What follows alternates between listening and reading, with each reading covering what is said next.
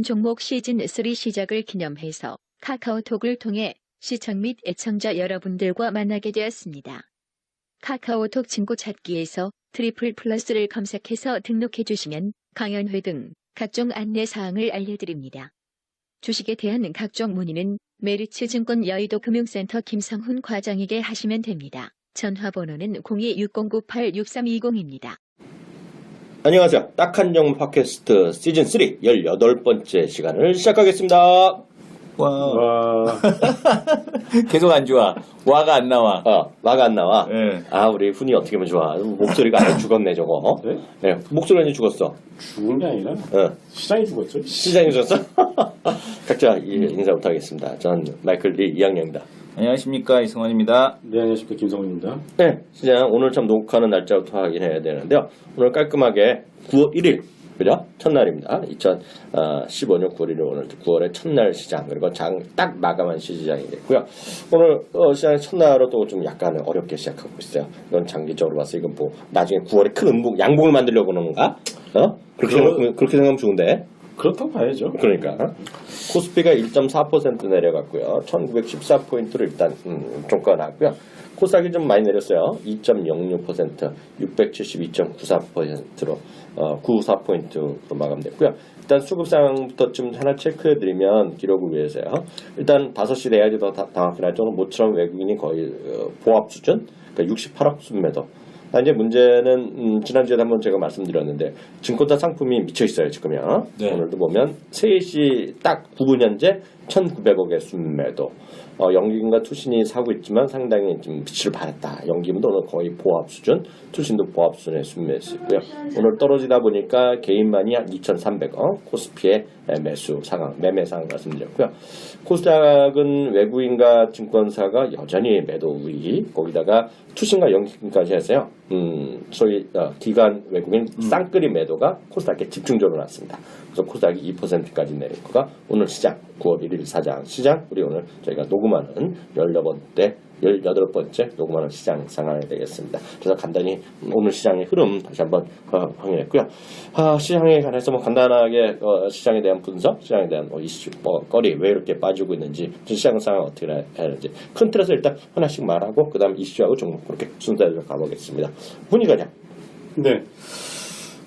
일단은 뭐 지난주에 좀 급반등이 나왔어요. 네. 코스닥 시장 급반등이 나왔는데 물론 고점 대비해서 한 20% 정도 떨어지고 나서 지난주에 한 8% 정도 반등이 나왔을 거예요. 7%인가 8% 반등이 나왔는데 일단은 반등이 나왔기 때문에 이 정도의 조정은 좀 어느 정도 조정이 나올 거라는 건 예상했는데 좀 변동성이 계속 크다 보니까 올라갈 때도 화끈하게 또 먼저 올라가고 떨어질 때도 화끈하게 떨어지는 것 같아요. 지금 이번 조정 구간 현재까지 조정 구간이 조정이 진행이 되고 있는데 상한가 제도가 확대가 되고 나서 맞았던 어떤 첫 번째 조정, 시장의 전체적인 조정이다 보니까 좀 이러한 부분에 있어서 아직까지 저희들이 적응을 못하는 것 같아요. 그러다 보니까 이제 그 저를 뿐만 아니라 이 바닥에서 한 30년 이상 계셨던 분들도 다 하나같이 지금의 조정장이 속도가 워낙에 빠르다. 올라갈 때도 빠르고 떨어질 때도 빠르고 하면은 하루 이틀 만에 마이너스 10%는 뭐 그냥 기본이다 보니까 그런 부분들도 상당히 좀 적응을 하기 쉽지는 않다라는 말씀을 좀 하나같이 하시더라고요.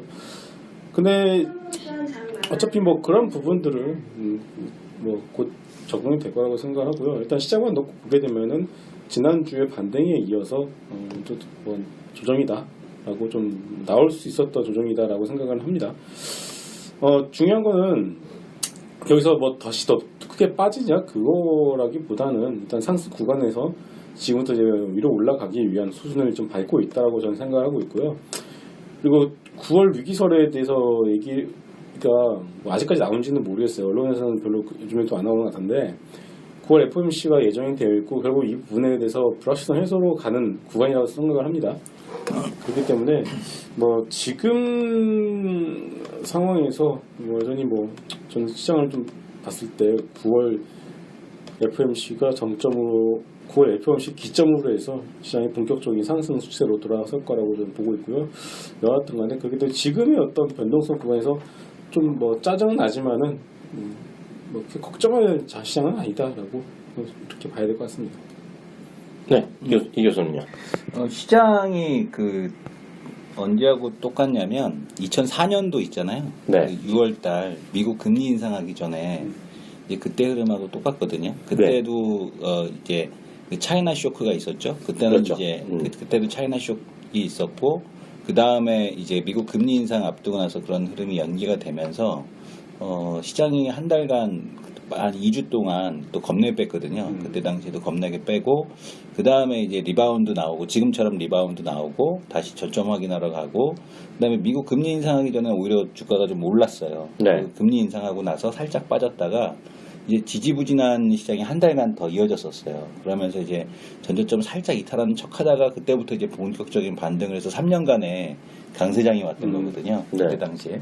그래서 지금도 역시 그때 시장이 그대로 리바이벌 되고 있다라고 보고 있습니다. 그래요? 다만 네. 이제 그때랑 이제 다른 조건은 뭐냐면 그때는 중국이 10%씩 성장하던 때였고 지금은 이제 중국이 이제 7%씩 성장하는 구간이라는 게 좀 다른 거고요. 그리고 이제 미국 시장이 그때는 경기가 좋았었고 지금은 경기가 이제 좋아지는 속도가 좀 더디다는 거 그런 차이에 대한 쪽이 있다라고 좀 보여집니다. 그래서 지금 오늘 조정이 좀 시장에 나왔는데 그 조정에 대한 지금 걱정해야 되는 조정은 아니고 이제 조정이 나올 거라는 건 알고는 있었거든요. 다들 조정이 나오겠다. 왜냐하면 리바운드가 나왔으니까 당연히 조정이 나올 건데 이제 시장이 이제 무서운 거죠. 네. 그러니까 왜냐하면 앞에서 우리가 잘 알아보고 놀란 것은 소뚜껑 보고 놀란다고 앞에 이제 급락에 대한 변동성을 봤기 때문에 지금 이제 조정이 나오니까 너도 나도 이제 못 견디고 던지는 매물들. 네. 왜냐면 앞에 첫 번째 조정은 다들 견뎌요. 네. 근데 두 번째 조정은 심리적으로 견디기가 되게 어렵거든요. 네. 왜냐면 앞에서 그걸 봤기 때문에.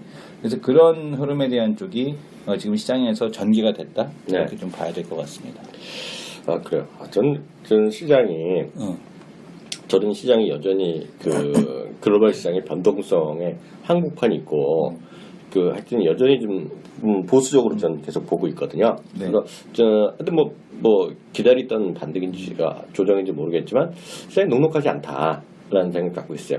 다만 이제 그나마 좀 괜찮은 거는 외국인의 매도가 좀 3일째 좀 줄고 있거든요. 그건 이제 천만 다행인데요. 그래서 이제 또 많이 급하게 좀 빠질 만큼 또 빠졌다라는 것도 분명히 일견 우리가 충분히 이해할 수 있는데 문제는 결국은 많은 사람들 앞서 이제 지난번에 잭슨홀 미팅이 지난주 말에 있었잖아요. 그래서 여러 가지 찢어진 미라고 다들 한마디씩 다 하는 거잖아요. 까놓고 얘기해서. 그쵸. 그리고 다들 자기가 원하는 것만 주워 듣거든요. 그래서 어떤 사람이 저 사람이 금리 안 올린다 그랬다. 아니면 금리 올린다 그랬다. 하지만 결국은 옐런 의장이 결정하는 거잖아요. 네. 그거 아무도 모르고.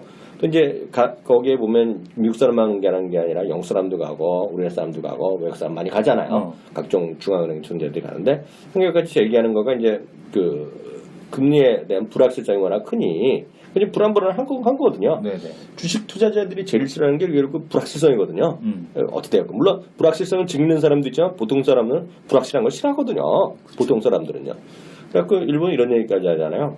좀 자기네들이 어려움이 있더라도 금리 올리려면 빨리 올려라. 네. 그리고 빨리 보여주자 이거잖아요. 그래서 이 부분은 인도네시아의 인도네시아를 보면 우리 교수로 보면 경제부총리 이런 사람들이 이런 사람이 한 3주 전에 이런 얘기했어요. 인터뷰에서 로이터 인터뷰에서 자기네 걱정하지 말고 빨리 금리 올려라. 자꾸 이거 구물 떼지 말라는 얘기거든요. 네. 오늘 각종 중앙은행 천재 몇 명 그런 얘기 하는데 그게 이제 많은 사람이 기대되는 앞서 이제 훈이 과장도 얘기하고 이성 교수 여러 번 얘기했던 10월 16일 오늘 FOMC에서 뭔가 나오면 불확실성이 해소되면서 지금 힘찬 반등. 네? 오른쪽 이거는 그림을 많이 희망적으로 보는 사람들이 있는데요. 어찌되었건 최소한 그게 저는 필요 충분인 조건일지는 모르지만 그러니까 안 될지더라도 최소한 필요 조건 네, 영향이 있다. 그래서 저도 금리를 빨리 올려야 된다고 있어요. 그게 지금 안 하면 또 10월은 좀 말이 안 되는 거고요. 경험상 보면 10월은 별로 없고요. 12월이고 혹시 모르는 사람들 중에서 우리 들으신 분을 위해서 말씀드리면 FOMC 미팅은 이제 미팅하고 바로 끝나는 경우가 있고요. 네. 그리고 컨퍼런스가 하는 게 있어요. 미팅하는 게 있어요. 네. 기자들이랑. 그래서 항상 여태까지 보면 중요한 금리 인상하고 최근에는 인하밖에 없었지만 몇 년 때 그때는 항상 결정되는 날을 해요. 근데 이번에 10월 달은 없습니다. 그래서 그게 없기 때문에 9월과 10월과 12월이 있는데 하면 9월이고 하면 12월인데 10월 또 너무나 멀다 이거예요, 제 말은. 네. 그래서 그때가 또 그런 얘기 나올 거잖아요. 네. 예. 그래서 지난번에 많은 사람 이성규 때 일부 미국에서 언론에는 이게 25bp가 아니라 10bp가 됐든 어떻게 됐건 간에 올려야겠다. 예? 네, 올릴 것 같아요. 올릴 것 같아요. 왜냐면은 중국이 왜 위안 나라를 평가 잘했겠어요. 네. 중국이 가만히 있었으면은 미국은 이번에도 안 올리고 뭐 12월 연기를 할 수 있었을 텐데 네. 중국이 미리 선제쳐버린 거잖아요. 네. 중국이 먼저 딱 이렇게 해버리고서 저번에 금리 인상 얼마나 할래? 라고서 딱 역으로 딱 한번 던져봤기 때문에 아마 이번엔 10bp라도 한가로 봐야 될 것 같습니다. 아니 그러니까 저는 하여튼 걔들 올리는 것이 올려야 되겠다. 그래서 그 올리는 거가 뭔가 좀 계속 불확실성. 왜냐면 이게 또 지겨울 것 같아. 이게 또 안 오면 10월 달 전에 또 이런 데가 죽고. 군불대고. 아, 지겨 죽겠어 아주. 지겹죠. 네. 전 미국 금리가 지금 6개월째 지겨요, 솔직히. 또 이거 좀 빨리 좀 해야겠다. 그래서 금리 올리면 나서 정작 어떻게 되는 건 다 문제고 지금 올려야겠다. 그게 있고요. 왜냐하면 중앙은행장들도 다 모여서 그 얘기 잭슨홀 하잖아요. 컨퍼런스에서 그 얘기 했잖아요. 네. 올려라. 네. 차라리 올려라. 그러니까 그 얘기는 뭐냐면 장애들도 이제 답답하다는 얘기거든. 불확실성이 지속되는 게 싫다는 얘기거든요. 그렇죠. 래서 네. 지금 상황에서는 뭐 네. 불확실성에 대한 부분에 대한 해소를 위해서라도 네. 올리는 게 맞지 않나. 만약에 안 올리면 네. 아우 지겨워. 시장은 외국인은 어차피 안 사거든요. 이렇게 되면 이머징 마켓. 왜냐하면 12월 달까지 안 살 거 아니야. 네네. 그럼 시장 지질이 궁상이지. 그렇죠. 예. 짜증나잖아요. 네. 그리고 그 있고요. 또 하나가 저는 그 옵션 만기랑 코드로필 지금인데 이런 데 별로 신경을 안 쓰는 사람이지만은 이번에는 하도 떠드는 거예요. 아까도 잠깐 얘기했지만 옵션으로 해서 외국인이 팔았네 어쩐네 하고 뭐 사상 최대로 팔았네 또 걔는 사상 최대로 쳤네 이런 얘기 많이 나오잖아요. 이게 그렇기 때문에 이거가 요게 지나가 있다는 생각 갖고 있어서 이거 저 같은 사람이 뭐 딱 이런 거 짜증나는 시장이거든요. 왜냐면 나는 좋다고 생각하고 좋다고 아니다고 생각해서 팔자는 입장인데 그런 거가 자꾸 변동성이 커지면 이거 저 같은 사람은 여기 시장 참여를 아예 안 해버리거든요. 그래서 그런 변동성을 소위 싫어하는 사람, 변동성을 회피하려는 사람들 입장에서 보면 지금 시장 자체가 매력적이지 않다. 그래서 저는 주가 자체가 이렇게 많이 올랐다, 많이 떨어졌다는 생각을 아예 하지 않는데 그런 의미가 없다는 얘기인데 저는 뭔가 지금 변동성이 최대의 불확실성 변동성이 다음 주 목요일 금요일 아니겠느냐. 그게 다음 주 목요일이죠. 코드로 프리칭 내가. 그래서 그런 데다가 오늘 FOMC 미팅도 또 다음 주잖아요. 맞죠? 다 다음 주네. FOMC 미팅은요. 그러니까 2주 후인데 2주. 그래서 하여튼 9월 중순까지는 아니 별의별 정말 욕구를 하고 싶어. 별의별 X 같은 세상이 많이 온다.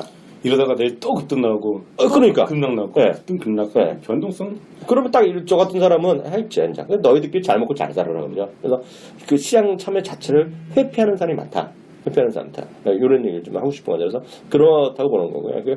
크게 보면 이제 많이들 얘기하는 거가 저는 얘기 많이 했지만 외국의 수급 글로벌 펀드의 수급은 워낙 얘기 많이 나왔기 때문에 그것 때문에 더 많이 나오고 이런 건 크면 없어. 새로운 뉴스는 아닐 거라는 얘기죠. 왜냐하면 지금 지난주에 선진국 포함해서 글로벌 펀드 그리고 이머징 마켓이 보통 무슨 5년 7년 만에 최대로 빠져나갔어요. 특히 어떤 날은 25일 날 같은 경우에는 하루 빠져나간 거 하루에 뭐 100몇십억 달러가 빠져나갔거든요. 이거가 10몇 년 만에 최악으로 빠져나갔거든요. 네, 그래서 항상 보면 수십 년 만에 뭐 최고다 이러면 그 다음에 나오는 건 별로 안 나와.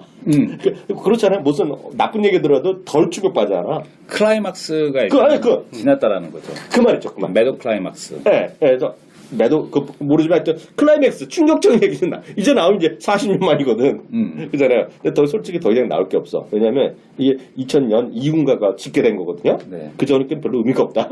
그러니까 지난 시간에도 유가가 이제 반등하는 거 보면서 맞아. 두 분이 아주 정확하게 맞췄어. 네, 나는 좋댔잖아. 그 유가 반등하는 거 보면서 이게 어떤 시장 변화의 전조다라는 얘기를 했었잖아요. 근데 지금 오늘도 보게 되면 계속 그 유가가 네. 3일 연속으로 이렇게 장대 양봉을 보여줬거든요. 맞아요. 이게 뭐냐면은 쇼커버가 나타날 때 나타나는 전형적인 현상이잖아요. 네. 그래서 유가 물론 뭐 별다른 내용도 없어.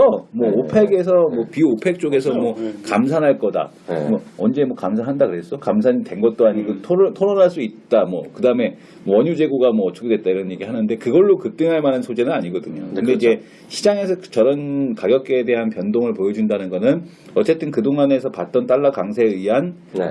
그 원자재 시장에 대한 약세에 베팅했던 애들이 네. 쇼커버를 급하게 들어오고 있다. 그러니까 맞아요. 이거는 뭐냐면은 이제 금리가 인상이 되면서 달러와 강세가 그동안에 진행됐던 달러와 강세가 이제 마무리될 가능성이 높다라는 거를 그런 걸 얘기하는 암시거든요. 그러니까 네. 뭐 피바디 에너지의 뭐 그 급등이라든가 그렇죠. 이런 것들이 그런 것들을 암시하고 있다. 다만 이제 이 시장이 변하는 과정이잖아요. 네네. 그러니까 변하는 과정에서의 어떤 그 혼란기 그런 쪽이고 이제 그 다음에 뭐냐면은 이제 시장이 이제 세상에 뭐가 이제 전국이 어지러워졌으니 이 네. 혼란을 수습하고 네. 왕자에 오를 종목이 네. 이제 누가 될 거냐. 이제 맞아요. 이거에 이제 포커스를 맞춰야 되겠죠. 네. 그래서 하여튼 시장 고치를 보시면 될 것 같고요. 네. 저는 하여튼 그래서 그 변동성이 하여튼 제일 똑같은 시장. 네. 이게 하여튼 빠르면 다음 주말, 다음 주 29일 코드러플 아니면 그 다음 주에 앞서 말씀드렸던 FOMC 회장 그때까지는 갈 수밖에 없지 않냐는 기본적인 시각을 갖고 있고요. 최근에 요즘 시장에서의 이슈거리 이런 것들 그리고 지금 당장이라든가 앞으로 9월달 전체적인 9월 시장 이런 거 좀 어떻게 보는지 한번 얘기 각자 해보자. 훈이 과장부터. 확실히 시장이 네. 이게 있어요. 네. 2004년 이후부터 해서 네. 우리나라 시장의 지수가 10% 이상의 조정이 나왔던 적이 총 8번 있었거든요. 네. 8번이 있었는데 그 8번 모두 다 10% 이상의 조정이 나온 이후에 종목들이 바뀌었어요. 네. 시장을 이끌어가는 종목들이 주도주가 바뀐다는 뜻이겠죠. 네. 지금도 그런 현상이 똑같이 나오고 있는 것 같아요. 네. 지금 뭐 일단 업종으로 얘기하게 되면은 사물 인터넷이랑 콘텐츠 네. 그리고 이제 인터넷 뱅크 네. 그리고 핀테크 쪽 네. 이쪽으로 이제 조금 매기가 8월달에 가더라고요. 네네. 근데 이거예요. 그러면은 이렇게 생각할 수 있어요. 아니 그러면 지금이라도 물린 거 손절하고서 네. 사야 하는 거 아니냐? 네. 라는 얘기를 하실 수가 있는데 주도 업종으로 한번 딱 정해지게 되면은 네. 그게 최소 2배 간다라고 보시면 되거든요. 근데 문제는 그걸 갖다가 굳이 지금의 변동성 구간에서 따라잡을 필요는 없을 것 같아요. 그러니까 이미 시장은 8월 달에 그들 업종이 나 이제 앞으로 갈 거야라는 어떤 시그널을 한번 던져줄 것이고 네. 그러면은 보통 한번 꼭 내려오거든요. 항상 매수 기회는 이게 앞으로 1년 동안 이들 업종이 올라간다라고 가정을 했을 때 그 1년 안에 무수한 기회를 줍니다. 그렇기 때문에 굳이 지금처럼 어떤 변동성이 커진 구간에서 네. 내가 가진 종목들이 제약바이오, 화장품 이 정도 건자재까지 네. 이 정도 업종들의 경우에는 이제 조금 박스권에서 쉬어갈 가능성이 있는데 그렇지 않은 종목을 가지고 계신 분들 원래 소외되었었던 종목을 가지고 계신 분들의 경우에는 괜히 여기서 손절할 필요 없다고 보여지고 있고요. 손절은 언제 하냐면은 시장이 지금의 변동성 구간을 지나고 나서 네. 확인이 되고 났을 때 해도 저는 충분히 괜찮다고 생각을 해요. 네. 그렇기 때문에 저는 그래서 지금의 어떤 변동성 구에서는 일단은 뭐랄까요 조금 지켜보는 것이 조금 네. 필요하지 않을까 싶고요. 여기서 내가 어떤 좀 매매가 한번 빨라져 버리게 되면 엇박이 나요. 오늘 같은 경우도 보세요. 뭐 보령 메디앙스나 아가방 컴퍼니 같은 종목들 아침에 개월 크게 떠서 시작했거든요. 네네. 다 밀렸어요. 네. 마이너스 플러스 15%다 부하가 내려왔어요. 바이로메드가 오늘 뉴스가 나왔습니다. 삼성 들어가는 뉴스가 나왔어요. 호재성 뉴스잖아요. 네. 평소 같았으면 이거 상가 그저까지 올라갈 수 있었던 그런 뉴스임에도 불구하고 장중에 플러스 6%까지 왔다가 마이너스 8%가 났어요. 오. 그러니까 이게 뭐냐면 아까도 고압이 말씀드렸듯이 산들을 한가들한 거네 예전 같으면. 엇박 나요 지금. 네. 지금 만약에 그 신용이나 미수 스탁론 다시 말해서 레버리지만 일으키지 않고서 내가 종목을 보유하고 있다라면은 네. 손실이 뭐 사람마다 다르겠지만은 소식을 어느 정도 가지고 있을 때 그걸 갖다가 일단은 지금은 버티는 걸 필요하다고 보여져요. 다만 제약 바이오 화장품은 조금 이제 시간이 걸릴 것 같으니까 네. 그런 것만 좀 감안하시고 그리고 나서 이제 시장이 이제 뚜렷하게 변동성을 잡고 나서 이거 9월 우리 현재 저희 시나리오는 9월 FOMC 9월 중순을 중심으로 해서 아마 그거까지 안 갈 것 같아요. 그 전부터 이미 시장 방향성 이미 잡고서 움직일 것 같은데 그거를 확인하고 나서 그때 가서 이제 포트폴리오 이제 교체를 해도 충분하다라고 생각을 합니다. 네, 이 교수는요. 이 교수가 보는 좀 특별한 이슈라든가 좀 중심 이슈. 이슈는 앞에서 한 거 뭐 금리 인상에 대한 쪽이 이제 9월달 내내 지속이 될 거니까 네. 이제 시장에서 지금 방금 김성훈 과장이 얘기한 대로 누가 이제 주도권을 쥐느냐 네. 이 게임인데 이 주도권에 대한 쪽에서 보게 되면 지금 보게 되면은 화장품, 그러니까 오늘도 보게 되면 나타났던 현상들, 그러니까 유아용품 관련주들이 올라갔다가 죽었잖아요. 네. 이게 뭐냐면 이제 밸류에이션이 높은 애들에 대해서는 시장에서 계속해서 차익실현 물량을 던지는 거거든요. 그러니까 네. 바이로메드에 대해서도 바이로메드 실적 하나도 안 나오는 거거든. 네. 그러니까 이제 일단 던지는 거예요. 뉴스 모멘텀, 그러니까 일단은 던지고 보자라는 그런 심리가 매우 강하다. 그러니까 네. 9월, 그러니까 시장의 투심이 그런 거예요. 네. 투자 심리가 지금은 주식이 불안하다는 얘기, 들고 있으면 불안하다는 얘기거든. 그러니까 네. 언제까지 어디까지 빠질지 모르니까 불안하다. 그래서 일단 던지고 보자라는 거겠고.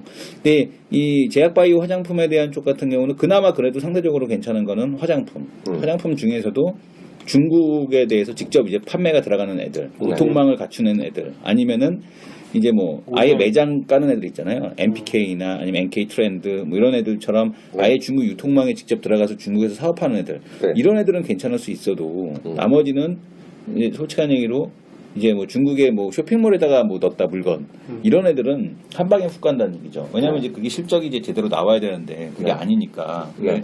그런 부분이 좀 있다라고 보고 있고 네. 다만 이제 여기서 주도권을 누가 줄 거냐에 대한 쪽에서는 아까 뭐 얘기한 대로 3월 인터넷 그 다음에 컨텐츠 네. 이런 쪽 애들이 지금 시세가 되게 좋거든요. 아, 콘텐츠 얘기해 주세요. 네, 컨텐츠 쪽. 네. 그러니까 이런 애들에 대한 쪽이 네. 계속해서 좋을 가능성이 있다라는 거겠고 네. 뭐 방송에서도 얘기했지만 중공업 쪽은 이미 중국한테 따라잡혔죠. 그리고 중국은 인공위성도 쏘는 나라고 네. 항공모함도 만드는 나라고 네. 그렇지 않습니까? 그 무인 비행기도 만드는 나라고 우리보다 기술이 앞선 나라예요. 네. 솔직한 얘기로 중공업 쪽은. 아니 얘기죠. 근데 국가 정책으로 중공업을 키웠기 때문에 그런 거고 경공업은 상대적으로 우리는 과거에도 우리나라가 이제 경공업이 좀 뒤져 있었듯이 네. 경공업이 뒤져 있는 거거든요. 우리나라에 비해서. 그러니까 화장품 같은 게 우리보다 좀 못 만드는 거고 그 다음에 보게 되면 이런 생활 필수 소비재 같은 게 우리보다 좀 떨어지는 건데 스마트폰에서 따라오는 거 봤잖아요. 네. 그잖아요. 금방 따라온다니까. 이런 거는 한 2, 3년만 있으면 네. 금방 따라올 수 있는 분야다. 돈만 써놔서 사면 되지 뭐 메이커. 네, 안 되면 사면 되지. 네. 돈 있으니까. 네. 사면 되니까. 그러니까 브랜드를 사고 기술력은 따라가는. 그러니까 대표적으로 이제 그 푸조죠. 푸조인가? 볼보? 아, 볼보죠, 볼보. 네. 볼보 지리 같은 자동차. 경우, 예, 지리가 볼보를 인수해서 네. 기술력으로 이제 지리요? 따라, 지리. 중국의 지리 자동차라고 있어요. 근데 걔네가 이제 볼보를 인수했거든. 볼보를 인수해서 볼보가 이제 미국 들어가잖아요. 네. 그런 식으로 이제 간다는 얘기지. 다만, 기술력은 어쨌든 간에 5년에서 10년 사이에 다 따라잡힌다고 봐야 돼. 네. 제조는. 네. 근데 이제 제조가 아닌 쪽 같은 경우 문화 컨텐츠는 한 세대가 걸리는 거잖아요. 우리가 어렸을 때 그 뭐 돼지 같은 거 나오고 뭐 그 붉은 돼지 나오고 네. 그 뭐야 그 붉은 돼지 같은 거 나와갖고 공산당 네. 뭐 때려잡자 이런 만화 이런 거 봤었잖아 우리나라 어렸을 때. 전 안 봤는데요. 뭘 안 봐 너도 봤잖아. 안 봤어요. 저는 기억나는 게 네. 딱 그 천막 같은데 들어가지고서 이승복 공군 기억나. 그런 거, 그러니까 그런 만화를 우리는 보고 자랐다가. 공산당이 근데 있어요. 우리가 크면서, 그러니까 우리 앞 세대는 그런 만화를 봤다고, 형님 같은 분들. 뭔 소리야, 진짜. 형님 같은 분들은 이런 만화를 봤는데, 우리 때는 뭐 드래곤볼 보고, 그 다음에부터 시작을 해서 뭐 디즈니 만화 보고, 뭐 그런 것들을 쭉 보던 세대들이잖아요. 근데 그런 애들이 자라서 지금 컨텐츠를 만들고 있는 거거든. 예를 들어서. 지금 손오공에서 만들고 있는 터닝 메카드 보게 되면 이게 사람들이 이거 일본 만화라고 생각을 해요. 왜냐면 완전 일본풍이거든. 근데 그리고 또 지금 로보카폴리가 우리나라 만화라는 생각을 못했어요 처음에. 이거 어디서 사왔나 보다. 근데 그게 다 우리나라에서 자체 제작해서 만드는 거거든 전부 다. 그리고 또 뭐 로보카폴리뿐만 아니라 뭐 그 카봇이라든가 또봇이라든가 이런 만화 자체가 완구와 함께 더불어서 나오는데 야 이런 거 보면은 그러니까 수준 높은 컨텐츠를 보고 자란 애들이 네. 커서 그런 이제 컨텐츠를 생산하니까 수준 높은 컨텐츠가 나오는 거거든. 그렇죠. 그러니까 갑자기 이게 될 수는 없는 거예요. 그러니까 문화 같은 경우는 그걸 보고 자란 애들이 커서 되는 거고, 그러니까 선진국하고 후진국의 차이가 뭐니라고 하면은 그게 이제 사람들이 갖고 있는 여유라는 거거든요. 네. 여유. 네. 선진국에 있는 사람들은 일단은 생계에 대한 걱정 자체가 그렇게 많이 신경 쓰지는 않잖아요. 네. 기본적인 국가적인 사회보장 제도가 잘 돼 있고, 내가 돈이 없더라도 공공이 즐길 수 있는 부가 있고, 그러니까 예를 들어서 공원 같은 데가 있고, 그러니까 공원에서 돈 안 받고, 근데 우리는 뭐 돈 없으면 아무것도 못 하잖아, 사실. 돈에서 돈 안 받지 우리나라도. 돈은 안 받죠. 요즘에 이제 그런 공원이 이제 생기기 시작하는 거잖아요. 네. 이런 공원들이. 네. 그러니까 어떤 공공이 즐길 수 있는 부가 생긴다는 거거든. 그러니까 그런 거를 보고 자란 애들이 만드는 컨텐츠는 다르다라는 얘기예요. 근데 당장 먹고 살기 바빠 뒤지겠는데 내가 당장 경쟁이 치열해갖고 이렇게 해야 되는 애들이 만드는 컨텐츠랑은 다르다라는 거죠. 그러니까 중국 애들이 우리가 이제 기술 격차가 상대적으로 높을 수밖에 없는 분야가 바로 이 문화 컨텐츠다. 이거는 한 세대가 최소 20년, 짧게는 20년, 길게는 한 30년 정도에 대한 기술 격차를 보이고 있는 곳이 바로 이 한류 이런 쪽이 아닌가. 그러니까 우리가 보통 얘기하는 대륙 스타일 있잖아요. 대륙 스타일. 네. 대륙에서 만들면은 뭔가 이 짝퉁 같은 그런 느낌들. 근데 사람들이 아주 미세한 차이에도 반응을 많이 하거든요. 네. 미세한 차이에도. 근데 이런 것들, 그런 것들에 대한 격차가 중국하고 제일 많이 나 있는 분야가 바로 문화 컨텐츠가 아닌가라고 생각을 하고 있고요. 네. 그 다음에 또 보게 되면은 팔 수 있는 데가 많아졌어요. 예를 들어서, 이건 뭐 특정 아이돌을 비하하는 건 아니고, FNC 엔터 아이돌 그룹 중, 그 FNC 엔터가 아니고 코아 엔터의 그 티아라 있잖아요, 티아라. 티아라가 왕따 사건 이후로 한국에서는 완전히 보게 되면 어떻게 보게 되면은 밑으로 깔았잖아요. 그러니까 지금 보면 음원 차트도 안 올라오고 티아라가 뭔가 하려고 하더라도 이게 뭐 시장에서 반응이 없다고 인터넷에 악성 댓글만 달리고. 근데 이 티아라 그룹에 대해서 우리가 샀게. 그래서 중국에서 나온다는 얘기지. 갓설에서? 아니 이제 그런 얘기가 나오고 있어요. 근데 재밌는 게 뭐냐면 추재현이 가서 대박 나듯이. 네, 과거에는 이제 과거에 게임 업체들이 아주 어려웠다가 이제 해외 시장에 대한 판로가 개척이 되면서 살아나기 시작을 했거든요. 근데 그게 어떤 의미가 있는 거냐면 옛날에는 한국에서 만들고 안 되면 끝이야. 네. 근데 이게 재밌는 게 뭐냐면 한국에서 안 됐던 게임이 남미에서 돼요. 네. 그게 대표적인 댄스 레볼루션이거든요. 한국에서 잠깐 히트 쳤다가 남미 가서 대박 쳤거든. 그리고 한국에서 안 됐던 게임이 유럽에서 먹히네. 한국에서 안 됐던 게임이 북미에서는 먹히네. 한국에서 안 됐던 음원이 대만에서 먹히네. 한국에서 잘 안 됐던 그냥 그저 그랬던 음원이 중국 가서 먹히는 거거든요. 그러니까 먹힐 수 있는 곳이 마켓의 예전에는 다르게 판매처가 다양해졌다는 얘기예요. 그러니까 이 컨텐츠가 물론 이제 그 기술 격차가 그런 격차가 있는 것도 중요하겠지만 더 중요한 거는 이 판매처가 다양해졌다라는 부분. 이런 부분이 이 컨텐츠 업종에서의 어떤 그 변화, 과거 게임 업종에 보여줬던 그 변화에 대한 흐름이 이 컨텐츠 쪽에도 그대로 적용이 되고 있다라고 보고 있어요. 그래서 중국 시장만이 아니라 이 판매처가 다양해졌다라는 부분 이런 것까지 놓고 본다라면은 이 컨텐츠 업종에 대한 쪽이 물론 이제 오늘부터 시작되는 그 잠시 후에 뭐 말씀해 주실 이 중국 지적재산권과 관련된 부분도 있겠지만 제가요? 네. 뭔 소리야 이 사람 또? 이런 부분과 관련 그런 부분을 제외하고라도 이런 판매처가 다양해지고 있다라는 부분이 컨텐츠 업종에는 상당한 그 변화가 나타나고 있다 이렇게 보고 있습니다. 근데 이 사람이 지금 교수님 되더니 수준이 너무 높아져서. 쓸데없이. 근데 그 얘기 같네요. 갑자기 얘기 들으니까 제가 요새 뭐 스터디 하면서 조사한 게 있는데 먹거리를 제가 찾아봤거든요. 아까 이제 티아라 얘기하고 뭐 댄스 레볼루션? 그건 전 잘 모르는데 하여튼 우리나라에서 안 됐는데 외국에서 대박 났다 그런 말씀하셨잖아요. 근데 보니까 이거더라고요. 우리가 예를 들어서 우리나라에서 예를 들어 경쟁이 엄청 심해. 팔도면이죠. 팔도라면. 용기 팔도라면. 이거 있잖아요. 네모라는 거 있잖아요. 우리나라보다 외국에서 팔리는 게 500배인가 그래요. 그러니까. 그런 것도 특별히 얘기가 됐죠. 메로나 같은 게 한국에서는 그렇게 많이 안 먹잖아요. 그냥. 워낙 많으니까 좀 그런 그냥 그런 아이스크림인데 그냥 흔한 아이스크림 중에 하나잖아요. 근데 브라질에서는 그 메로나가 엄청 히트 상품이잖아요. 그러니까. 그런 거죠. 그런 얘가 맞죠. 이제 또 하나 예를 들면 초코파이 뭐 워낙 많이 먹지만 요즘 누가 초코파이를 그렇게 많이 먹는지 잘 모르겠어요. 저는 안 먹으니까. 모르겠어. 스마트폰은 중국산을 쓸 수 있어. 근데 중국산 먹거리를 마음 놓고 먹을 수 있을 것 같아요? 아직 못 먹지. 아직 못 먹죠. 그런 거거든. 그러니까 그러니까 한국이라는 브랜드에 대한 신뢰도, 한류가 가져온 브랜드에 대한 신뢰도가 그런 거고 일본산도 불안불안하거든. 씨발 방사능 때문에. 그렇지. 특히 애기 키우면. 그런데 아주 민감하거든. 왜냐면은 우리 애기가 먹을 수 있었던 카레가 일본에서 만든 카레였거든요. 방사능 사태 딱 되면서 아예 백화점에서도 수입 금지를 해버려. 그럼 뭔 상관이냐고. 방사능이 왜냐면 그 제조시설에 방사능 그 지역이 있거든. 그러면 해야지. 그래서 그게 방사능을 딱 중단을 시켜버렸거든. 그러니까 그 한류 화장품이 떴던 그 기반이 뭐였냐면 그거였어요. 방사능. 왜냐면 그 SK2가 중국에서도 엄청 히트였거든. 근데 SK2 화장품이 국내에서도 안 팔렸어. 방사능 때문에. 그 방사능 화장품이라고 막 그래갖고 누가 퍼뜨렸는지 모르겠는데 그게 진짜인지 아닌지 모르겠지만 어쨌든 그게 계기가 됐거든. 근데 식품 쪽에서도 한류가 되게 많이 먹힐 수 있는 거는 중국산 아무리 뭐 공산품에서 쓸 수 있겠는데 이건 부담스럽거든. 먹는 것까지 중국산 먹기에는 그런 차이가 있지 않나 그런 생각이 들어요. 아니 근데 이게 저 예를 조금 들어주면 아까 저기 있잖아요. 제가 초코파이 하다가 끊겼잖아요. 초코파이가 우리나라에서 한 달에 몇 개나 먹을 것 같아요? 초코파이요? 한 달에? 그러니까 1년에 아니 한 달에 한국에서 몇 개 팔릴 것 같아요? 한 달에? 몇 개 팔릴 것 같아요? 훈이 과장님은 초코파이 한 달에 몇 개 사 먹어? 한 달에 안 사 먹지. 1년에 한 번을 먹을까 말까. 그러니까 지금 몇 개 먹을 것 같아요? 국민 1인당 한 10개? 하루에? 한 달에? 한 달에. 아니 1년에. 1년에? 저도. 그럼 대충 맞을 수 있어요. 왜냐면 이게 대충 좀 맞을 거예요. 그게 보면 1년에 보면 1년에 5천만이면 5천만이면 5개라는 거잖아요. 우리나라가 지금 한 달에 3천만 개 팔려요. 3천만 개니까 1인당 0.6개 정도 먹는 거거든요. 3천만 개. 근데 물론 이게 지역이 다르지만 베트남 같은 경우는 있잖아요. 뭐 러시아는 얘랄 것도 없고 어른이 말고 북한의 개성도 많이 얘기했잖아요. 베트남에도 제사를 지내거든요. 그 문화가. 근데 제사상이 올라간대요.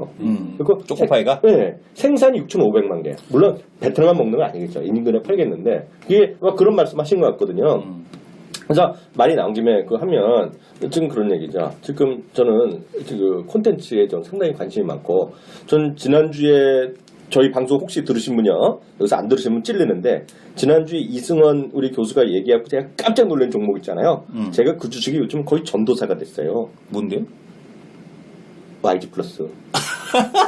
왜 갑자기 전도사가 됐어? 아니 제가 키움주가에서도 말하고 싶은 거야. 근데 100%라 말을 못하잖아. 근데 왜냐하면 저는 이제 이렇게 이해했는데 신사동 호랭이다. 용감한 형제들을 많이 있잖아요. 이제 여러 번 말씀드렸는데 얘네들이 이 친구들이 정말 TV나 이런 데 보면 뭐 한 달에 몇 억씩 번다 그러잖아요. 그리고 저 친구 있죠. 이적? 그 친구. 이적 그 친구가 한 달에 5천만 원 번다 그랬거든요. 지적 재산권으로. 그 저작권료로. 저작권료. 네, 그리고 JYP가 JYP 엔터테인먼트 그렇게 돈을 잘 못 버는데 안 망하잖아요. 안 망하는 거는 결국은 그 회장님이 사장님 오너님이 계속 지적 재산을 받기 때문에 그런 거거든요. 공무원 관련주들은 그거 좀 바꿔야 돼. 뭐야? 돈 빼먹는 것 좀. 뭐가? 말을 조심하고 네, 잡혀가니까. 그러니까 제가 말하는 건 이거죠. 이게 제가 그래서 예를 들어서 이제 우리나라 알고 보면 중국 유학관에 좀 엄청 많거든요. 조기 유학관에 많은데 다 공부 잘해서 가는 건 아니야. 그렇죠. 네. 그리고 한번 가서 또 하다 보면 말도 안 통하고 왔다 갔다 하면 애들이랑 놀다가 음악하고 클럽만 가는 애들도 있거든요.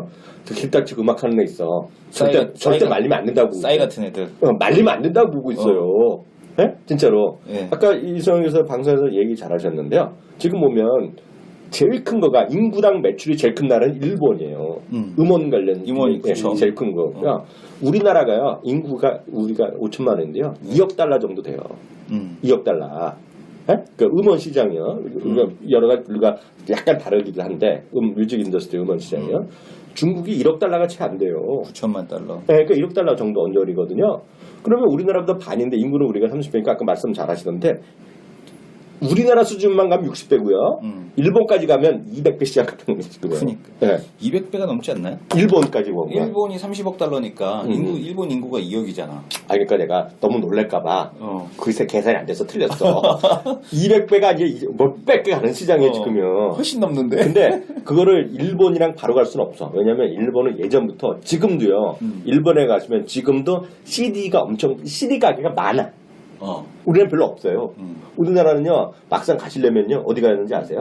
얼마? 요즘 CD 판매하는 데 가보셨어요? 얼마입니까? 아니 가보셨냐고요? 아니 안 가봤어요. 훈이 과장님은 CD 파는 데 어딘지 알아요? CD요? CD 용산. 아니 저 교복. 친구는 이상한 CD 말하는 교복 거네. 문고 이런 내가 말하는 음악 CD. 음악 말고 CD. 이런 거. 원더걸스 이런 거. 살색 나오는 거 말고. 아니, 제가 원더걸스 CD 이런 저는 거. 공CD. 공CD는 사는 사람도 없지. 요즘에 야, 공신이 누가 사? 그거는 너 이상한 CD 사러 용산 갔지? 그거는 청학동 가 있다. 청학동. 요즘 용산 가면 CD 없겠지 이제. 청학동 가야 된다니까 젠장 저거. USB가 있으니까. 아, 청학동에 있고 그게 아까 어디가? 아 그래도 말씀하셨는데 교보문 가면 있어요.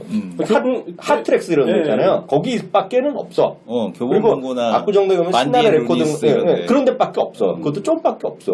그거 한 코너에 이렇게 조그맣게 돼 근데 일본은 약간 큰 동네 가면 다 있어요.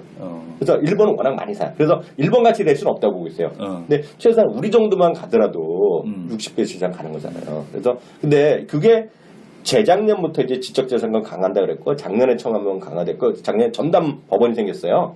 그런 이제 지난 그 7월달에 법안이 최종 통과돼갖고 8월부터 교도기관 그 기관에서 계도기관에서 9월부터 이제 정작 이제 음원에 대한 그 수입을 이제 막 잡고 이런 거 하고 음원을 잡는다는 건 이제 단속한다는 얘기거든요.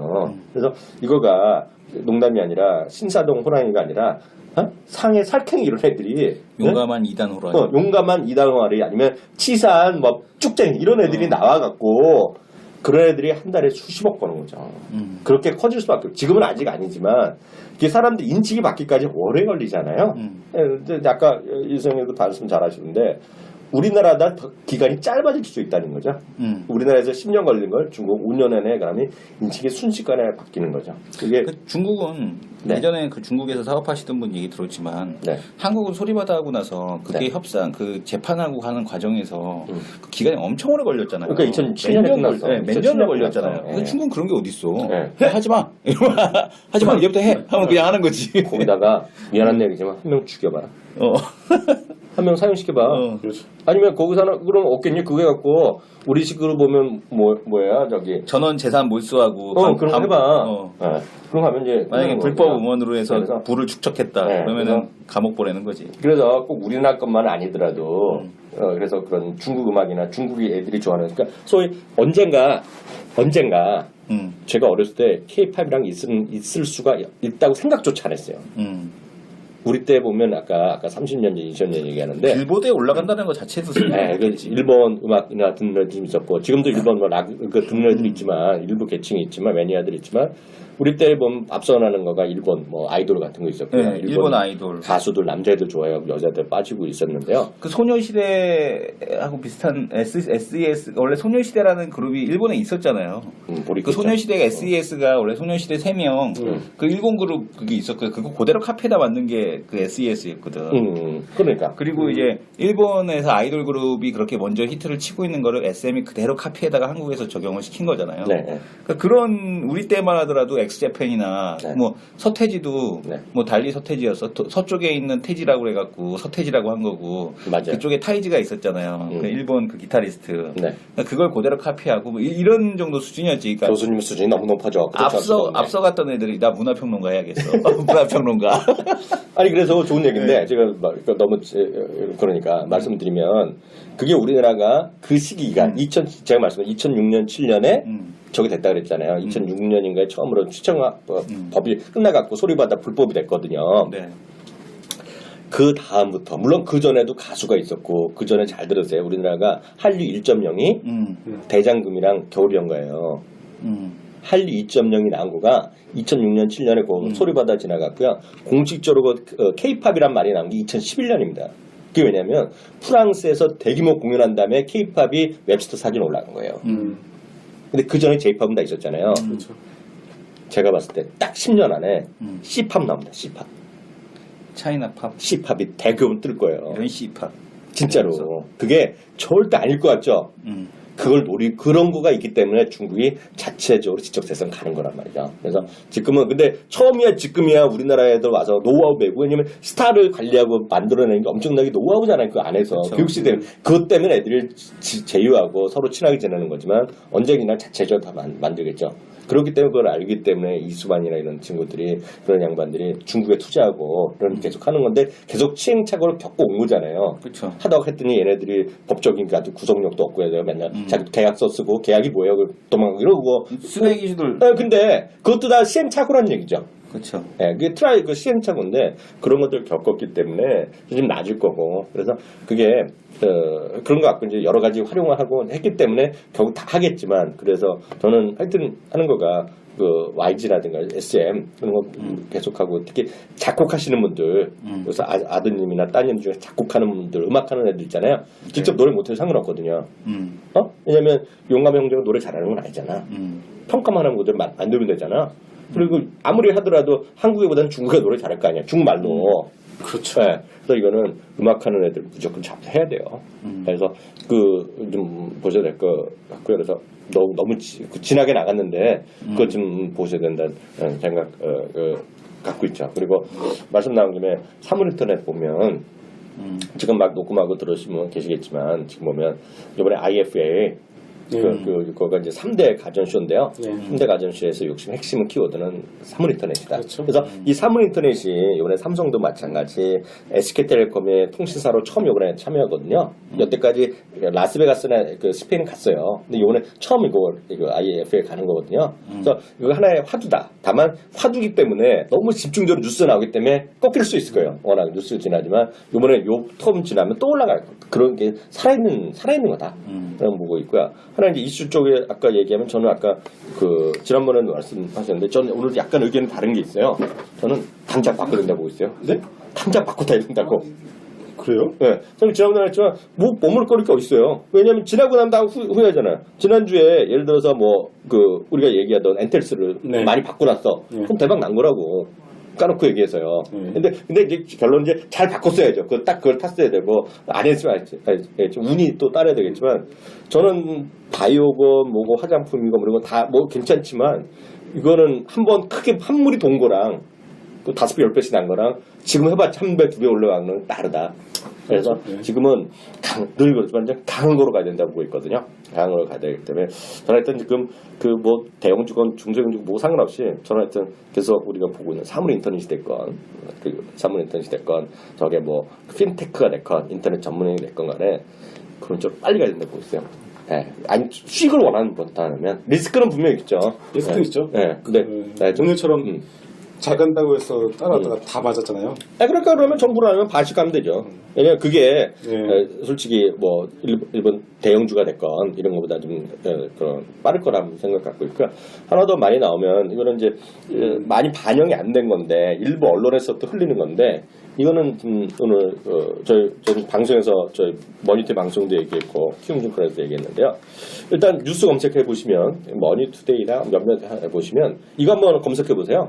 중국인 무비자 확대 요청 이런 거 검색어 딱 몇 개 기사 뜰 텐데요. 이거 엄청 중요한 거거든요. 대박이죠. 이게 대박이거든요. 근데 이거는 쉽진 않아요. 쉽진 않고요. 반발들이 분명히 많습니다. 이거요. 왜냐하면 불법 입국하고 뭐 이런 것들 얘기하는 사람도 있고 일자리 뺏긴다는 얘기하는데 이미 일자리 뺏길 건 다 뺏겼어요. 네, 근데 지금 보면 거기다가 이제 서울시 어저께 또 거 보세요. 서울시 이렇게 검색해서 서울시 무슨 그 외래 관계인가 2천만 명 시대 이런 거 나오거든요. 그다 한 우물에서 나오는 얘기다 보시면 될 것 같고요. 그게 되는 순간 저는 이렇게 보고 있어요. 자제분들 영어하고는 그렇게 다니실 필요 없고요. 지금이라도 차이용이나 중국어를 더 하는 게 훨씬 빠르다. 네, 그래서 저는 어렵게 생각하지 않는다 말씀드렸잖아요. 그래서 저는 그래서 지난주에 말씀드린 거가 저는 제 입에서 평생 저는 아까 면천엔 주식이 아까 뭐라 그랬어. 산성이 제가 딱 그런 거 싫어하거든요. 주가 올라가도 제 입에서 안 나오는데 심지어는 그런 것조차도 그런 것뿐만 아니라 토니모리 이런 거 있잖아요. 중저가. 그게 만약에 현실화되면 언제 될지 모르지만 중저가 화장품들 있잖아요. 특히 이제 우리나라 보면 이런 거죠. 중국 애들이 어딜 또 돈 많은 사람들은 호텔 가지만 보통 사람들 어디 가냐면 왜들 그렇게 올리브영이나 그런 거 왜 많은지 아세요? 건대 앞에도 이런 데 보면 많잖아요. 다 중국 애들이 가는 거거든요. 그쵸. 딱 걔네들이 많이 갈 수 있는 거. 드럭스토어. 네, 드럭스토어 이런 거는. 근데 거기 들어가 있는 것들이 물론 좋은 것도 있지만 약간의 우리가 익숙하지 않은 중소형 그것들이거든요. 브랜드들이거든요. 그건 또 제박 날 수가 있을 거예요. 그래서 그런 거 보셔야 될까요? 특히 이 부분은 이번에 이제 정상회담을 하시잖아요. 정상회담이나 그걸 관계해서 뭐 거기 그런 데서 구체적인 얘기 안 하겠지만 이런 얘기 할 수 있겠죠. 왜냐하면 작년 재작년에도 여러 번 얘기했던 부분인데 한중간 우리 관광객 교류 확대를 해서 노력한다 이런 말만 나오잖아요. 대박. 그렇게 나오면 지금 분위기는 바로 무비자 얘기가 이슈가 될 수밖에 없어요. 그래서 무비자 그런 얘기가 좀 더 구체화되고 언젠가 되면 이거는 지금까지의 레벨이랑은 또 다른 문제다. 엄청날 수 있어요. 그렇죠. 대단한 거죠. 예. 그 중국인들의 어떤 뭐 범죄인들이나 네. 뭐 이런 또 안 좋은 쪽도 얘기를 하는데 네. 그거는 뭐 그렇게 크게 걱정할 문제는 아닌 거고 보여지고. 그건 또 다른 문제예요. 네. 그거는 다른 그 문제는- 스크리닝 할 문제인데 네. 그렇기 때문에 우리나라 지금 자체적으로 그러니까 시에서 내수를 해줄 수 있는 사람들이 그래서 우리나라 국내 인구가 한 10% 정도 늘어나는 그 효과를 보는 거잖아요. 엄청난 거죠. 그럴 수도 있네. 그러니까요. 아니 봐봐. 정말 2천만 명이 오잖아. 네. 2천만 명 365로 나누면 하루 몇 명이 온다. 하루에 몇 명이 늘어나는 거야? 거기서 그렇게 계산하면 딱 나오겠다. 그렇죠. 하루 와서 5씩만 했다 보면 저는 그래서 그러네. 편의점 주식은 더 갈 것 같아요. 편의점 왜냐면 말 되지. 저도 외국 가면요. 편의점 가지. 제일 만만한 게 편의점이거든요. 왜냐하면 익숙하거든. 일본 가봐 세븐일레븐하고 타 그런 있고. 거 들어가면 거지. 왜 또 하는지 알아? 왜요? 말이 필요 없다. 말이 필요 없지. 그냥 가서 집어서 그냥 내면 되지. 말이 필요 없어. 그리고 친절하게 중말 다 써 있어. 그렇죠. 그리고 또 태국 같은 데 저 갔을 때도 저도 가서 편의점 갔었거든요, 무조건. 그러니까 저는 편의점은 그리고 왠지 이상한 가게 들어가면 뭐 괜히 그 해코지 할 것 같고. 그리고 또 말도 안 무섭잖아. 통하고. 말도 안 통하고. 무섭잖아. 그리고 지금 최근에 편의점이 배달까지 해줘요. 배달까지 해? 앱을 설치하잖아요. 설치해서 주문해서 그러니까 일정 금액이 돼야겠죠. 배달해줘요. 그래 배달 안 될 게 없는 게 요즘에 아이스크림도 배달해 준다며. 베스킨라빈스도 아이스크림 배달해주고 그러니까 모든 것도 그 편의점 보면서 쟤네들이 진짜 별거 다 한다는 생각이 들잖아요. 네. 그러니까 플랫폼으로서 역할을 지금 확실히 차곡 써나가고 있는 것 같아요. 배달 알바가 돈 많이 벌어 요즘에. 배달 알바가 한 200만 원, 300만 원 받나는데? 네. 그 쿠팡의 로켓맨 있잖아요. 걔네들 연봉이 4천이에요. 로켓맨. 로켓맨. 로켓맨은 당일 토요일 날도 배송이- 일하더라. 네. 당일 배송하는 애들. 그렇게까지 배송할게. 뭐 있어? 아니죠. 아니, 근데 나 6시가 당일날 오후 2시까지 아니, 밤 10시까지 책 갖다 주는 건 최근에 왜 그렇게 살아? 냉장식품이나 냉동식품은 당일 배송하는 게 제일 좋잖아요. 그런 거 받아오면 좋지. 왜냐하면은 당장 애기들 내일 모레 뭐 해야 되는데 엄마가 당일날 그러니까 나도 티몬 할까 쿠팡 하다가 같은 물건이면 그냥 쿠팡에서 사. 왜냐면 배송이 빨라서. 아 그래? 네, 왜냐면은 나도 티몬하고 쿠팡에서 같은 물건 올라왔으면 조금 뭐 몇백 원도 비싸도 그냥 쿠팡에서 사는 게 당일 배송이니까 내일 배송해 주니까 제일 빠르게 배송해 주거든. 티몬은 배송이 느려요. 느려요. 네. 그리고 그러니까 아마존 익스프레스인가요? 프라임. 이 프라임인가? 아마존 그건 또 바로 배송이잖아요. 그러니까 그런 거랑 비슷한 거죠. 그러니까 이게 당일 배송을 받아본 사람은요 그 느낌 알거든 진짜. 책도 아침에 주문해서 오후에 받아보면은 되게 기분 좋잖아요. 그러니까 이게 하루 이틀 차이인데도 불구하고 네. 당일 배송이 가지고 있는 의미는 상당히 크다라고 생각하거든요. 그러니까 로켓맨이었다가 지금 자동차를 지금 없어서 못 사고 있잖아요. 그러니까 현대차에서 생산하는 자동차 그 트럭 대수가 제한이 있는데 네. 지금 쿠팡에서 그거를 구매를 하고 싶어도 지금 구매를 못 하고 있는 상황이에요 지금. 네. 거기서 사람까지 이렇게 직접 배송하다 보니까 CJ 대한통운 그때도 못 가잖아요 계속. 네. 그러니까 CJ 대한통운이 할 역할을 이루었다가 얘들이 해버리니까. 네. 그러니까 저는 쿠팡이 결국은 시대의 흐름을 타서 네. 잘 가고 있다라고 생각을 합니다. 그래서 일단은 뭐 결론은 그거죠. 그래서 내수와 관련된 부분들은 네. 여전히 좀 괜찮을 것 같다. 네. 그렇게 보고 있습니다. 네, 그래서 이슈까지 대충 우리 사물 인터넷이라는 얘기까지 하고 컨텐츠까지 했고요. 관심 종목 있으면 하나씩만 얘기해보자. 뭐해? 네, 운이 과장부터. 저부터요? 네. 먼저 하세요. 아니 뭐 컨텐츠 얘기하는데 뭐 별거 있어? 그냥 SM 사는 거지. SM? SM이죠 뭐. 네. SM 제가 왜냐면 지난주에 SM 얘기했잖아요. SM 했냐? 그럼 딴 거 해야겠다. 아니 이 친구 내가 SM 얘기했을 때 그러니까 우리는 돌고 돌아 서로 무려 자기가 얘기하는 디스할 준비하고 형님이 할 때는 야 안 갔지. 내가 SM 얘기했지. SM은 다르다. 한마디에 지금 기억나지? 안 갔다 솔직히. 안 갔지. 내가 알아. 이제는 가지. 아니 갈 것 같아. 이제는 이제 갈 때가 됐다. 네. 왜냐하면은 이제 네. 그동안에 네. 이쪽 컨텐츠 업종을 짓눌렀던 게 환율이잖아요. 네네. 그러니까 좋은 거 알겠는데 실적이 일단 나와야 되는데 실적이 안 나왔잖아요. 네네. 근데 그동안에 뭐 세월호도 있었고 메르스도 있었고 네. 이제 할 만큼 했잖아 다. 음. 그잖아요. 그러니까 이제 기저효과 플러스에서 이제 환율에 대한 변화, 그러니까 엔화가 지금 이제 다시 강세에 대한 흐름이 나타나고 워낙 약세, 그 실적이 기조적으로 개선될 수밖에 없는 데다가 중국 플러스 알파 붙었고 이런 것들 감안해 본다라면 이제는 본격적인 반등이 이제 나타날 때가 이제 되지 않았느냐 이렇게 좀 보여집니다. 그래서 SM은 이제는 단순하게 일본 주식으로 보지 말고 이 중국 소비주로 봐야 된다라는 관점에서의 SM입니다. 저 약간 SM에 대해서 그 뭐라 그러지? 아니 그 숟가락 얹으면 SM도 그렇고 YG의 YG 플러스도 마찬가지. SM은 SNCNC도 좀 그렇게 좀 보실 필요가 있어요. 왜냐면 내가 주가를 내가 본 적은 없는데 이게 왜냐면 YG랑 YG 플러스의 관계랑 약간 좀 달라요. 왜냐면 SM, CNC는 단독으로 가는 것들이 있어요. 그렇죠. 애들을 데리고 있는 게 있어요. 그래서 강호동에 이렇게 있고요. 또 하나가 SMCNC랑 또 YG 플러스는 다른 게 SMCNC는 프로덕션을 해요. 그리고 걔네가 뭘 하냐면 예를 들면 이런 거죠.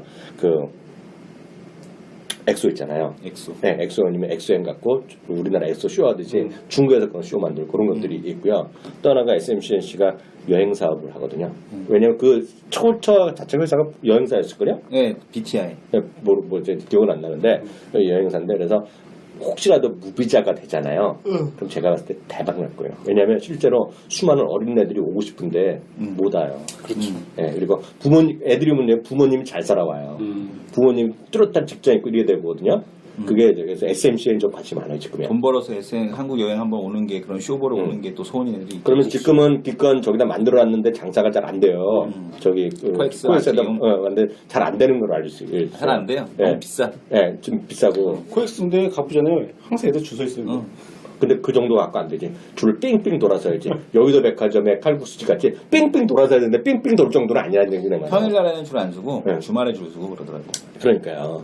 네, 그런 게 있어 보이고. 그리고 고민이에요. 일단은 SM 저도 지난주에 얘기했는데 지난주 거 뺏어 먹은 거지 그거? 지난주 SM 했던 것 같은데. 돌려받기 하는 거지. 돌려받기. 상관없지 뭐. 또 YG 플러스에 그럼. 돌려받기. 일단은 저희 엔터 쪽으로 보게 되면 SM. 근데 꼭 굳이 근데 지금 안 사도 돼요. SM은 전 이제 조정을 좀 기다리고 있으니까. 기스했어. 그거는 급하게 사야 된다는데. 뭐 내려올 또 사면 되지 뭐. SM 정도 보고 있고요. 그리고 글쎄요 이거 말해봐. 숨겨놓은 거 얘기해봐.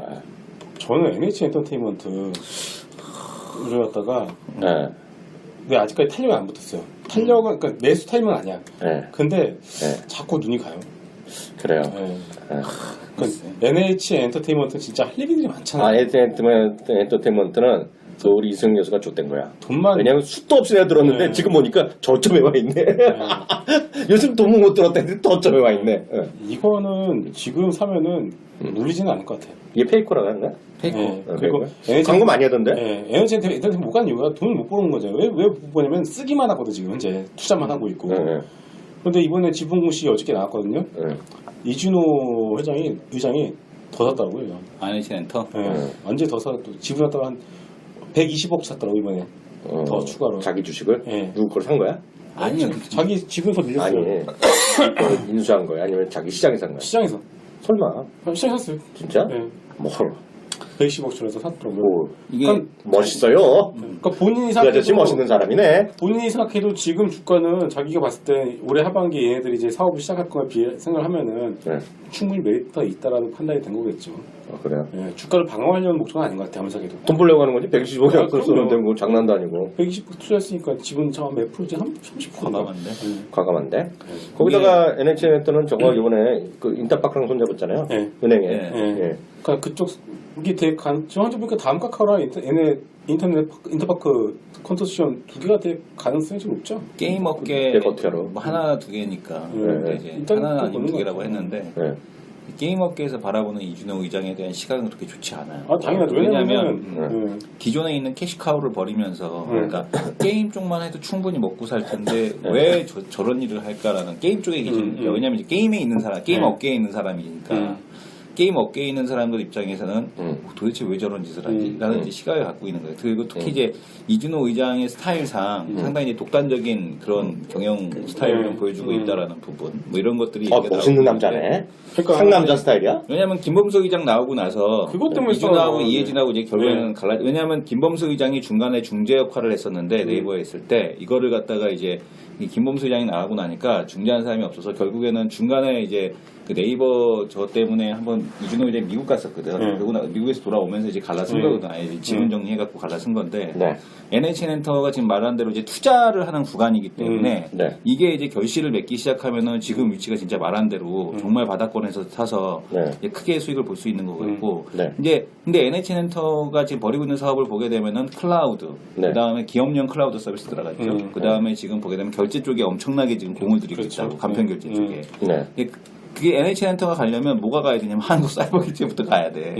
한국 사이버 결제부터 가고 NH엔터 뭐 가고 이런 형태 두 개가 이제 같이 움직이는 형태가 좀 돼야 되지 않나. 한국 사이버 결제는 잘 살아있네. 네, 살아는 있는데 아직 간당간당하지. 모가지가 간당간당하지. 여기서 이제 좀 튀어 올라와야지 가능한 거죠. 아무튼 뭐 갑자기 생각나가지고서 NH 엔터테인먼트 좀 괜히 눈에 밟히네요. 뭐 당장 뭐 가겠어요 지금? 아니 저는 NH엔터가 싼가? 저는 잘 몰랐는데 주식이 싼? 상남자네. 상남자죠. 그러니까 이 사람이 아예 갈아설 때부터 성격은 어때? 좋아? 아니 성격이 이준호 의장이 충성을 맹세해야지만 이렇게 키워주는 그런 스타일이라고 그러더라고. 약간 좀 그런 게 있나 봐요. 이미 네이버랑 갈아설 때부터 데리고 온 사람들이 중에 게임 전문가들이 없었어요. 그냥 온 거예요 그냥. 자기도 아는 사람이야? 예? 전 모르죠. 잘 있으니까. 아니 마치 거기 있는 직원을 아는 듯이 얘기해서. 워낙에 많은 얘기들이 나왔으니까 그쪽에서. 그리고 나는 이 회사를 잘 모르는 지가 이제부터 내가 화끈하다는 걸 느꼈어. 고돌이 몇 번쯤에 경을 주잖아. 치잖아. 나 깜짝 놀랐어. 예전에 우리 그래서 낮췄어요. 10분의 1로 너무 많이 올라가서. 툭하면 조고. 아까 예전에 내가 아는 애가 이렇게 너희 뭐 하냐 했다는 거야. 아 형님 밥 먹으러 왔어요. 밥 먹으러. 형님 좀 기다려봐. 한 3조가 걸렸네. 뭐 이런. 누군지 알지? 짐바브웨요? 짐바브웨야. 그러니까 120억 정도는 아무렇지 않게 쏘는 사람이네. 그렇죠. 야, NH엔터 PBR 100 밑으로 내려왔네. 야, 인터넷에다가 PBR 100 미치면 진짜 싸다. 싼 거야? PBR 100 미치 적자 보는 회사도 아닌데 뭐. 그렇죠. 그래? 적자인가? 아니잖아. 나 여태까지 느낌이 별로였는데 얘기 들어보니까 상남자. 그리고 얼마 전에 저희끼리 비공식 루트로 들은 건데 얼마 전에 모 재벌분하고 같이 이준호랑 골프도 쳤다 하더라고요. 그런 얘기는 여기서 삭제. 그럼 뭐 모재벌이라니까 모르잖아. 모재벌이잖아요. 모재벌이니까 상관없고. 모재벌이 대한민국에 수백 명 있지 않냐. 그래. 너도 재벌, 강남은 재벌 아닌 새끼 어딨어? 조태우. 뭐? 베테랑 조태우. 그분이란? 어이가 없네. 근데 나는 나 여태까지 관심이 하나도 없었는데 120억 얘기 듣고 갑자기 난 처음에 그래갖고 당연히 누구 걸 샀는지 알았지. 그게 아닌 거야? 시장에서 그냥 샀어? 한 방에? 아니요. 한 방은 못 사죠. 거래 계속 한 며칠이지? 공시 나왔겠네 그럼? 네, 매일 공시 날 텐데 그럼? 차트 보고 오유선 지지받은 사람이야? 공시 보면요 일자리로 매수한 금액이 다 나왔어요. 왜냐면 그런 거 중요하거든요. 왜냐면 항상 보면 대주주에 맞서지 말라는 게 제가 믿는 그게 엉터리 회사가 아니면 대주주에 맞서지 말. 대주주에 맞서갖고 조도 안 되는 새끼는 내가 본 적이 없어. 그렇죠. 그 직장 생활도 마찬가지지. 대주주한테 맞서봐. 잘리는 거 걔가 잘리지 대주가 잘리는 거 봤니? 대주주는 잘릴 수가 없지. 대주주 안 잘려. 중앙은행에 맞서지 말라는 거 똑같은 거예요. 못 들었어? 네, 저 처음 들었어요.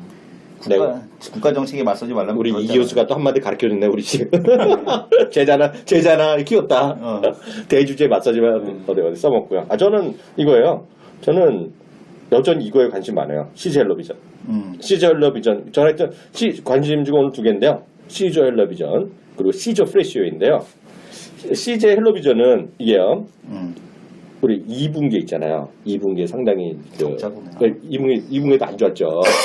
안 좋았는데 이게 보시면 제가 여러 번 말씀드린 데이터 요금제 때문에 KT, LG에콤 다 좋아졌잖아요. 실적이요. 이 시리즈의 데이터 요금제는 6월 말에 시작됐어요. 그렇기 때문에 이거 객단가 올라간 게 3분기예요. 그리고 회사 측 얘기로는 한 200만 원까지 목표인데 200만 그 고객까지 목표인데 지금은 어찌되었건 잘하면 하반기에 분기 흑자를 얘기하고 있어요. 근데 그게 이제 그렇게 될 것 같고요. 기존 사업은 안 좋죠. 저는 케이블 타입의 사업 안 된다고 보고 있고요. 대신에 티빙 이런 그 OTT 사업에 대한 기대감 여전히 갖고 있는 거 있고요. 다만 이제 불안불안한 게 하나 있어요. 이거에 잠재 악재가 노출되는 게 있어. 안 한다 그랬는데 난데없이 또 일부 언론에는 프로젝트 팀이 형성됐다 그래요. 사이동 통신. 형성하고 있다. 이거 낮잖아요. 이러고 회사 측에서는 부인을 했는데, 그래서 그게 만약 현실화되면 주가는 밀릴 거라고 보고 있어요. 그래서 그런 이제 잠재적 악재도 있는데 저는 OTT 사업 그리고 이거가 계속 말씀드린 외국인이 꾸준히 사고 있거든요. 주가 재미없는데요. 그래서 이번에 10,000원 깨졌다가 순식간에 11,000원까지 한 방에 막 올라오고 그랬어요. 며칠 전에 그게 있고요. 진짜 CJ에서 전 저평가되어 있다는 것보다는 CJ에서 정말 말도 안 된다는 거 자체 요즘 최고의 관심은 CJ 프레시웨이입니다. CJ 프레시웨이예요. 예? 이거 아시죠? 네. CJ 프레시웨이. 근데 주가가 살아있거든요. 살아있다는 얘기는 요즘 밀렸는데 이게 91,000원까지 오늘 91,000원까지 밀렸다가 80,000원까지 떨어져갖고 많이 올랐기 때문에 이제 조정받는 건데요. 그래서 오늘 모멘지 일부에서는 오늘 이성훈 교수도 얘기하는데 뭐 HML 시장이 뭐 과열이다 어쩐다 얘기하는데 한마디도 불셋이라고 보고 있고요.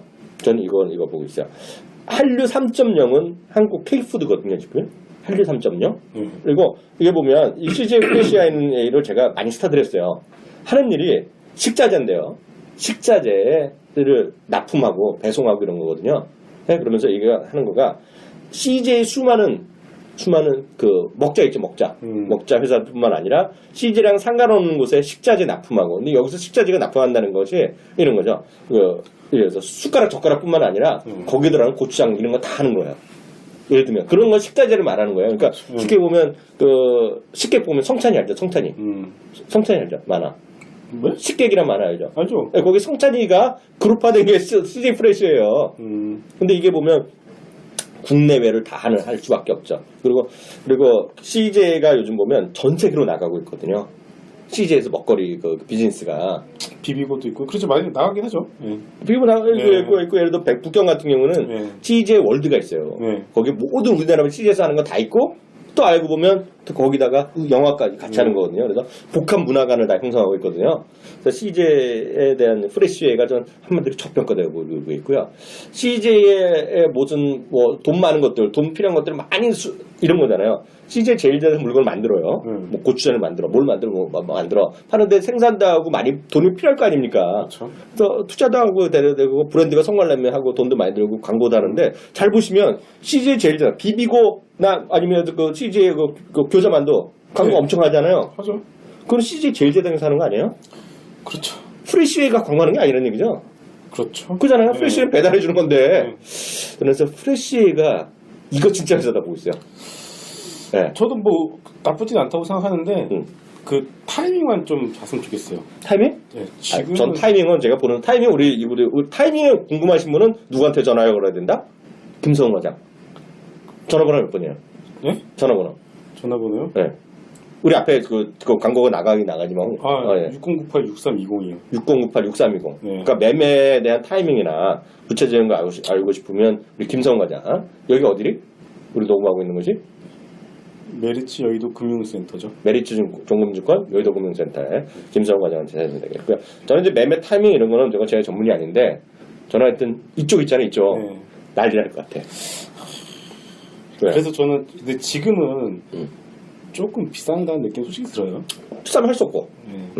저야 뭐 이게 앞으로 공이 하나 붙을지 2배, 3배일지 모르겠지만 하여튼 CJ 프레시웨이 사업이 제가 봤을 때 제가 여태까지 왜 그걸 잘 몰랐냐고 땅을 치고 후회할 정도예요. 그러니까 사업 구조나 이런 거 보면 CJ 프레시웨이가 큰 부담도 없고 예? 광고 비용도 안 들어가고 실제로 보면 최고의 수혜는 CJ 프레시웨이다. 이런 생각 갖고 있고요. 알게 모르게 우리가 크게 보면 비비고라든가 비비고 그리고 뭐 시골 밥상 그리고 또 뭐 있어요. CJ에서 예전에 빕스도 이런 것도 CJ에서 하나 그리고 그런 거 있잖아요. 그리고 중국 식당 뭐죠? CJ에서 하는 거 그런 것들 있잖아요. 유명한 것들 있잖아요. 근데 그거 말고도 우리가 소소하게 엄청 많아. 알게 모르게 많아요. CJ에서 하는 것들이. 그렇죠. 근데 그런 식자재 모두뿐만 아니라 독립적으로 일하는 거. CJ가 프레시에가 영업망을 확대하고 있다라는 관점에서 저 CJ 프레시에를 저는 한 일주일 전에 처음으로, 그러니까 2주일 전에 처음 얘기했다가 제가 두 분한테 물어봤더니 뭐 시큰둥하길래 별로 얘기 안 하다가 제가 나름 두 분이 대답을 안 해줘. 제가 스타드렸어요. 제가. 그래서 CJ 프레시에 지금 보고 있습니다. 네, 그래서 그거 다 잘 못 들었잖아. CJ 프레시에.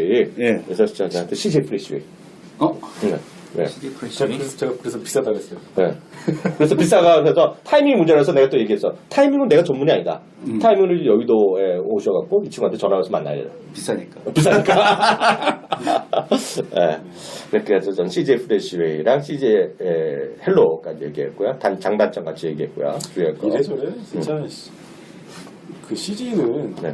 CJ 그 회장 이름 뭐였죠? 이재현 회장. 이재현 회장도 나오면은 가만히 있어 돈이 벌 것 같아요. 아, 그분은 워낙 몸이 안 좋으셔갖고, 네, 조금 더 오랫동안 계셔야겠죠. 네. 거기서 요양하시는 거야? 지금 형 집행정지죠? 구속 집행정지죠. 구속 집행정지. 여기서 병원에 계세요. 그래서 뭐 아버님 돌아가실 지금 때도 판결도 안 난 거예요? 대법원 재판도 진행, 안 했어요? 대법원 진행. 진행 중이지. 네. 근데 워낙 뭐 몸이 안 좋아갖고. 되겠어. 힘드시죠. 삼성에서. 네. 아니, 그거랑 상관없이 몸이 워낙 안 네. 좋으셨고. 지금 CJ는 후기고도가 어떻게 돼요? 그건 난 모르지. 몰라요. 이재 회장도 아들 있을 거 아니에요? 아들 있나? 있겠죠. 뭐. 네. 그것까지 우리가 뭐 알 바가 없죠. 이미경 부회장도 몸이 안 좋잖아요. 그래요? 그쪽이 다 안 좋네 몸이. 원래 안 좋아 다. 그런 얘기는 우리가 할 필요 없고, 우리가 알 바가 아니고, 우리가 잘 모르는 얘기니까. 시장만 좋아지면 좋겠어요. 그래서 오늘 이렇게 해서 마치도록 하겠고, 그리고 또 마지막으로 할 말 있어요? 없습니다. 없어요? 그럼 오늘 여기서 네. 할 말 있는 것 같은 표정? 예, 오늘 여기서 마치도록 하겠습니다. 수고하셨습니다. 감사합니다. 예, 수고하셨습니다.